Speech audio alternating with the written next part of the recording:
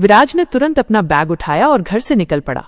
उसका मन अशांत था, लेकिन अब उसके दिल में डर की जगह एक संकल्प था। वो अपनी विरासत और अपने माता पिता की मौत का सच जानना चाहता था। वो जानता था कि इसका जवाब ईशा के पास है। जब वो उस सुनसान बंगले के पास पहुंचा तो ईशा उसका इंतजार कर रही थी। इस बार उसने एक काली स्पोर्ट्स कार पहन रखी थी जो उस जगह से बिल्कुल मेल नहीं खाती थी। तुम आ गए? ईशा ने कहा। उसकी आवाज में राहत थी। तुमने मेरे परिवार के बारे में इतना कुछ क्यों छुपाया? और तुम कौन हो? मेरे माता पिता का क्या हुआ? विराज ने सवालों की झड़ी लगा दी। सब्र रखो विराज, ईशा ने शांत भाव से कहा। तुम्हारे सारे सवालों के जवाब मिलेंगे, लेकिन यहां नहीं।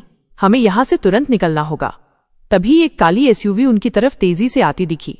द शैडो के लोग। ईशा ने तुरंत विराज को अपनी कार में खींचा और गाड़ी को तेजी से भगा दिया। पीछा करने वाली एसयूवी में से एक आदमी ने बंदूक निकाली और उनकी कार पर गोली चला दी। ईशा ने कुशलता से कार को मोड़ा और तंग गलियों में से निकल गई। विराज हैरान था। ईशा सिर्फ एक रहस्यमयी लड़की नहीं थी, बल्कि एक प्रशिक्षित ड्राइवर और फाइटर भी थी। तुम कौन हो ईशा? विराज ने फिर पूछा। मुझे सच बताओ। ईशा ने गाड़ी रोक दी। वे एक विशाल सुनसान गोदाम के पास पहुंचे थे। मैं रायचंद परिवार की सुरक्षा टीम की सदस्य हूं, ईशा ने कहा। मेरे परिवार ने पीढ़ियों से तुम्हारे परिवार की सेवा की है। मैं तुम्हें बचपन से जानती हूं विराज। विराज का दिमाग घूम गया। तो तुमने मुझे कभी क्यों नहीं बताया? तुम्हारे माता पिता नहीं चाहते थे कि तुम्हें अपनी पहचान का बोझ उठाना पड़े, ईशा ने दुखी मन से कहा। उन्होंने तुम्हारे लिए एक सामान्य जीवन चुना था, लेकिन जब द शैडो को तुम्हारे बारे में पता चला तो हमें तुम्हारे सामने आने पर मजबूर होना पड़ा। ईशा ने गोदाम का दरवाजा खोला। अंदर की रोशनी में विराज ने एक बूढ़े आदमी को देखा जो कुर्सी पर बैठा था। वो वही आदमी था जिसने कॉलेज में उसे विराज राय कहकर बुलाया था। मिलो, ये मिस्टर प्रताप हैं, ईशा ने कहा।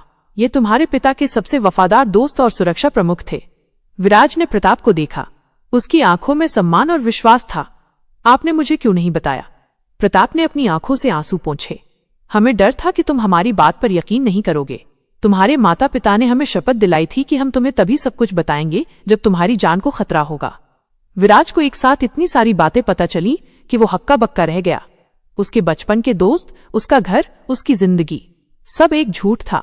वो एक साधारण छात्र नहीं, बल्कि भारत के सबसे गुप्त साम्राज्य का राजकुमार था। प्रताप ने उसे एक लैपटॉप दिया। ये देखो विराज, उन्होंने कहा। ये अदृश्य महल का नेटवर्क है।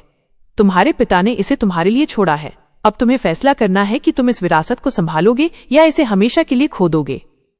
क्या विराज अपनी इस नई पहचान को स्वीकार करके अपने माता पिता के साम्राज्य को बचाने के लिए तैयार होगा?